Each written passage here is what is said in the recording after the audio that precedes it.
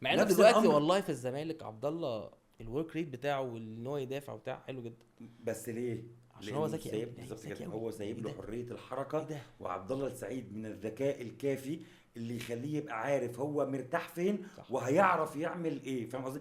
الناحيه التانيه هو مجبر، نظرا لان المدرب حطه في حته مش بتاعته، فهو مجبر ان هو يعمل ادوار دفاعيه مش بتاعته. ده رقم واحد. رقم اتنين، يعني اقول لك على حاجه، فاكر مع موسيماني كان محمد امم. مجدي قفشه بيلعب 8 جنب الستة، اي. اللي هو في الاثنين اللي في النص، اي. كان بيلعبها كويس.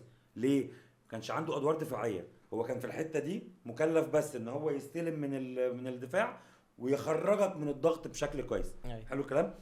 الادوار الدفاعيه كلها على اللاعب اللي جنبه، ايا ما كان مين الدستروير اللي جنبه، كانت الادوار الدفاعيه كلها مكلفه للي جنبه. عمرو سولية، حمدي فتحي، بالظبط ديانج، كده، اي ايا ما كان حد مين هو. موجود. حلو. صح. لما تلعبه في النص الملعب بس بادوار دفاعيه، تخليه هو اللي هيتطرف يمين وهو اللي يدافع ورا الباك ليفت لما الباك ليفت يزيد. بس هو دي ما حاجات طلبش، ديانج، ما هو دي حاجات حمدي ما طلبش فتحي. منه كده امبارح. انا كنت شايف انه انا كنت دايما شايف ان قفشه قدام. اي يا حبيبي، ما بس هو انا شايف ان دايما كان احمد رضا هو اللي تحت، ومحمد بن رمضان ساعات كان بينزل يستلم ساعات الكوره وبتاع. بالظبط. ليه ساعات؟ ليه؟ لان محمد علي بن عشان رمضان زهق.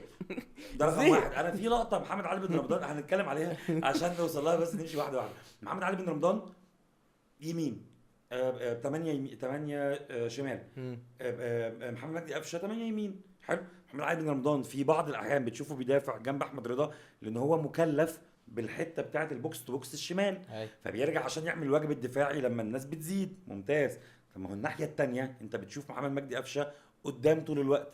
ليه؟ لان هو ما بيعرفش يدافع، اي. بس دي هو حقيقة. مكانه هنا هو مطالب مطالب ان هو انه يرجع يدافع. يدافع. لما قلت لك ان هو ما كانش مطالب انه يدافع لان كان جنبه ديستروير صريح، اللي صح. هو الستة جنب الثمانية في الأربعة 2 3 1. لما عبد الله السعيد بيلعبها الستة جنب الثمانية أو الثمانية جنب الستة، فهو عنده الحرية إنه يدافع في بعض اللحظات أو يضغط، مم. بس في معظم الأوقات هو مكلف إن هو يخرجك من الضغط. محمد يعني مجدي قفشة في الأربعة 3 3 تايه، هو مش عارف يلعب. هي دي غلطة محمد مجدي قفشة؟ دفنت لا، دي غلطة اللي حطه في طيب الحتة دي. ماشي معاك. بس انا لو انا لعيب، انا دلوقتي نزلت اهو العب تمام، انا اهو ما عنديش خبره خالص، بس بشوف ان الدنيا مش ماشيه معايا. يعني اخد الكوره واجري اجري اجري تتقطع مني، اخد لا، الكوره ما ده اخدها غلطة غلط شخصية منه. تقطع مني، مش عارف ايه. اه، طب ما العب السهل 100%. لحد لما على الاقل اخد ثقه تاني واخد ثقه الجمهور، ده حقيقي. وابتدي خلاص خلاص انا خدت ثقتي وخدت ثقه الجمهور، هبتدي العب بقى لعبي. مم. فعلى الاقل حتى لما ابتدي اباصي 3 باصات ورا بعض صح ولا بتاع، الجمهور ينزل من على داني شويه. خلي بالك من حاجه، انا متفق معاك جدا.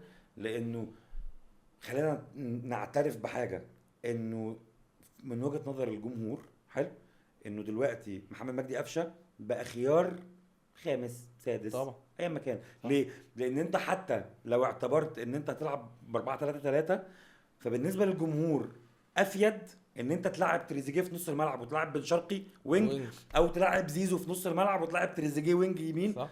فدلوقتي لان هو ما يشوفش قفشه. يعني انا بالظبط بالنسبه كده. انا هتكلم بصراحه عن جمهور الاهلي، هو دلوقتي جمهور الاهلي بقى يشوف قفشه يتضايق. هو حاسس ان قفشه من بعد جون القاضيه هو خلاص امم افتكر خلاص انا جبت الجون اللي هو فعلا جون اجمد جون في تاريخ ده الاهلي حقيقي. وكل حاجه. بس انت مش هتيجي زي ابو تريكه.